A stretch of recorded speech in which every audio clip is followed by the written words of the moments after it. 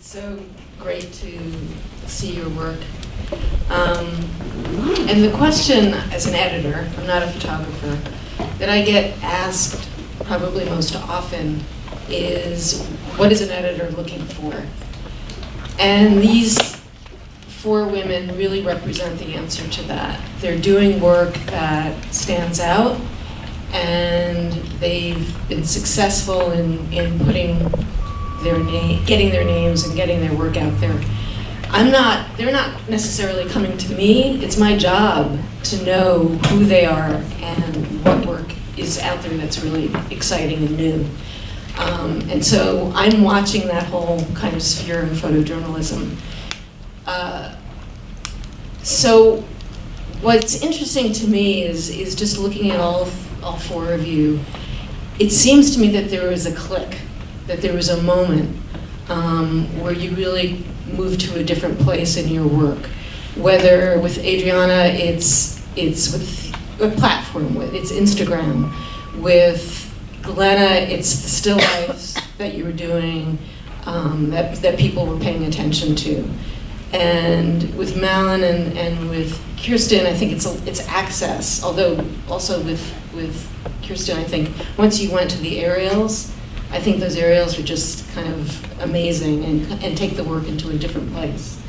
So I'm just wondering, the other thing that photographers are often talking about is how you find your passion. How would you answer that? And whoever wants to take that first. I think for me, because I had already lived and worked in McAllen, I was very attached to this place. So once it became a news story, I felt a huge sense of personal urgency to be a part of the narrative, because I think we all know that there's a lot of rhetoric about the border and oversimplified ideas, and so I felt very strongly I needed to be there to document what was going on. But where did you stylistically? I think stylistically there was also kind of a shift. Is there something that, were you watching like the landscape, were you looking at pictures from other people and saying, I just have to do something different? No, but I was spending a lot of time explaining to editors what the landscape looked like, and I realized that I wasn't doing a good job capturing that. So I did fight for this access because I thought it would be able to have me explain these same ideas that I was writing. And I purposely knew that I wanted to shoot it a bit wider and have it really give us a sense of scale to show how physically difficult and varied the terrain is.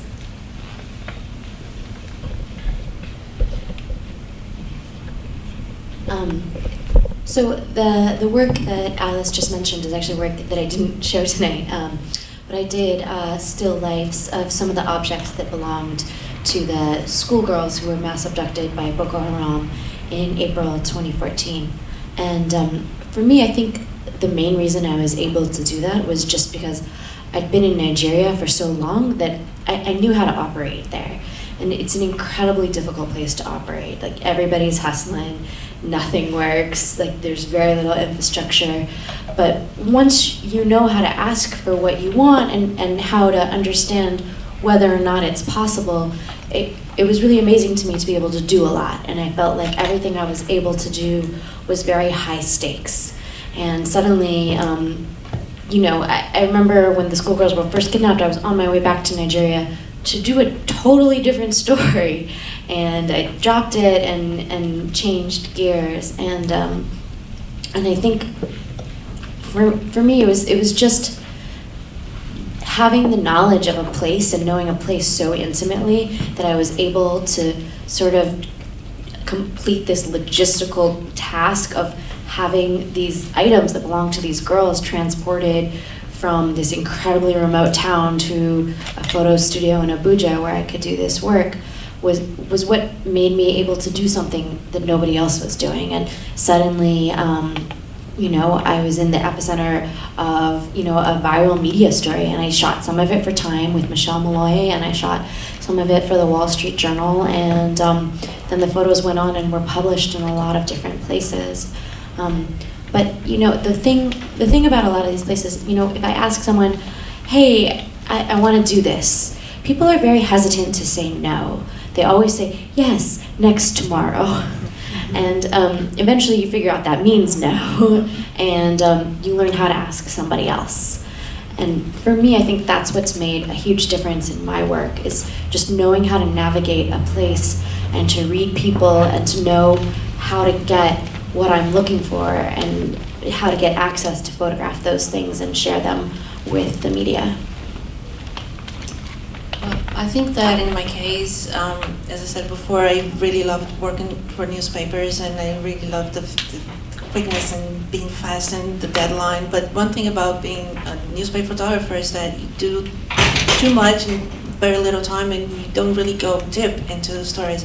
So I always felt this need to work on side projects where I could, dedicate more time and a little bit more of who I am into these stories. And I don't really know what they're going to become. I mean, they just sort of like take a life of its own. And I have a friend that says, you don't choose the stories. It's like the stories kind of like sort of like choose you, and it just happens. And in my case specifically, the Instagram that Alice said, I think that the iPhone or mobile or whatever, it really changed my way of photographing. It gave me a lot of freedom, because I was not, you always carry this big camera around, and I was not carrying my camera around to the supermarket or to the grocery store or, riding a bus. And with the phone, I started doing that, and I started to just see again. That's the thing. I started seeing again, and that gave me a lot of freedom. And it was something that was for me. It was my feed. I didn't have to show it to any editor, or it was just something that was mine, and it was my little, as Maggie Stever likes to say, my secret garden. So I think that really opened, this other part of me to experiment and to go very personal. I think when you're starting out, it's really important to kind of cultivate what you're interested in, because I don't know, whatever you end up kind of making your name or your brand as a photographer, like people are going to ask you to work on those kinds of projects. So it's really important to like be really into it. And I didn't really, I can't say that I wouldn't recommend my path to anybody, because I never even went to college. I just knew I wanted to do photography. I didn't even work at a newspaper. I just kind of like navigated my way into it somehow, and it was the quickest route, but I would just say, like, for example, with the Israel story, like, it's a place that people want content from. So in a way, it made it a little bit more sellable because people are more interested in it, because people know a lot about it. And there's always stories like that are a bit like hotter in the news, but if you're starting out, I would recommend find some kind of different thing there that you're able to own and put your perspective on. Yeah.